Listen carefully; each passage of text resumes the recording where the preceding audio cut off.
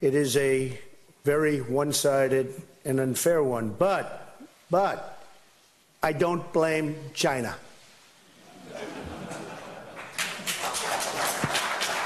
After all, who can blame a country for being able to take advantage of another country for the benefit of its citizens? I give China great credit. Well, that's President Trump, of course, wrapping up his Asia trip. But now, 13 days, chock full of diplomacy and pageantry. You know, one of the highlights was his meeting in China with President Xi to try and put more pressure on North Korea and Kim Jong-un, rebalance trade. He signed $250 billion in new business deals and strengthened the ties between our two nations. And you know, we're used to scenes like this, but the China breakthrough started with President Richard Nixon. You know, he embarked on his historic visit back in 1972, a move that opened China to the West. So what are the results of President Trump's trip on his legacy? Christopher Cox knows the reaction firsthand. He is President Nixon's grandson. Chris is son of Edward Cox and Tricia Nixon Cox. He's a North Africa and Asian political expert and founder of the financial advisory firm OC Global Partners. Chris, welcome. Your grandfather was basically responsible for bringing China into the modern world. So how do you think he would judge the president's efforts? I think he'd be very impressed by what's going on today with the president's trip, Eric. If you look at the progress that was made on trade, as you mentioned, the $250 billion of deals that were signed with U.S. companies and Chinese companies, that's a tremendous boost to the U.S. economy, and it's very favorable for our country. And then if you look geopolitically, which of course was my grandfather's major area of interest, I think President Trump has been brilliant. If you look at strengthening the trilateral security cooperation between South Korea and Japan and the U.S. as it pertains to North Korea, that is no easy task. Japan and South Korea have governments that have traditionally had different opinions as to how to handle North Korea. And for President Trump to balance that and to strengthen that relationship is a huge accomplishment that he should get a lot of credit for. Yeah. I mean, he really has been having these meetings, both here and there. I mean, something else that you see that reminded me of your grandfather, in a sense. Is there a new global realism, do you think? Yeah. We've got 3 aircraft carrier battle groups, for example, right now, showing American power.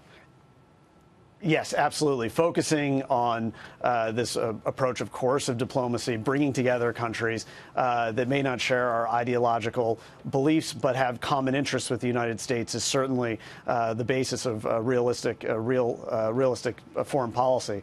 And I think that President Trump is focusing on that. And I think that it's really going to start to pay dividends.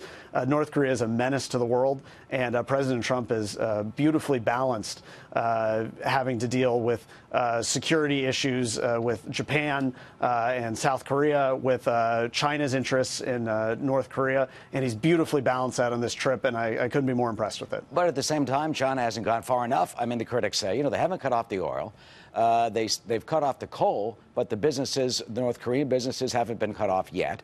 There's still North Korean companies in Beijing. They've been told to get out, but that hasn't happened yet. And the North Korean workers who kick back a lot of money to Pyongyang, you know, they're still working. I mean, what do you say to the critics who say that the president has not been able to, you know, pressure China enough to do more to stop Kim Jong-un? You know, these critics need to realize that it took my grandfather 4 years from the beginning of his presidency, almost 4 years, to be able to pull off his successful trip to China.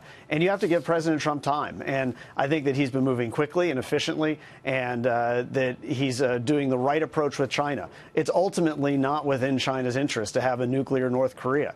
If North Korea were to ever use a nuclear weapon or even test an atmospheric nuclear weapon, a lot of that blowback of nuclear fallout would fall on China. A lot of the ramifications for a failed state in North Korea would affect China greatly in terms of refugees coming across the Chinese border. So I think it's within China's interest to want to solve this problem. And I think that President Trump is very smart to work through diplomatic efforts and also to show the strength of the United States military. As you said, positioning 3 aircraft carriers off the coast of North Korea to conduct exercises. That's very, very important. And all that will go towards pushing China to do more to solve the North Korean issue.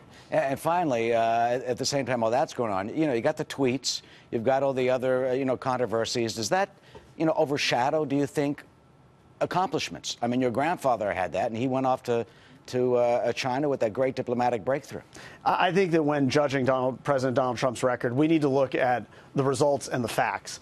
And the facts show that there's been improvement in how the United States and China are cooperating on North Korea. The sanctions that China has put in place are some of the strongest that we've ever seen in terms of dealing with North Korea. And that's the right approach to handling it. I think when you look at trade agreements that Donald Trump signed with China in terms of, well, he hasn't signed them, but the U.S. companies have signed under Donald Trump's presidency with China, that's indicative of a policy that's succeeding. And I think that when you look at those facts, Donald Trump's making great progress. And let the tweets say what they will. I think actions matter more than words, and the actions have been quite impressive. Yeah, Chief of Staff John Kelly today telling reporters that he doesn't pay attention to the tweets, that it's about strategy.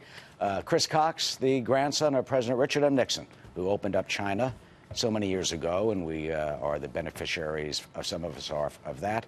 Thank you for joining us, and we'll see how the president's strategy works. Chris, thank you. Thanks so much, Eric. Of course.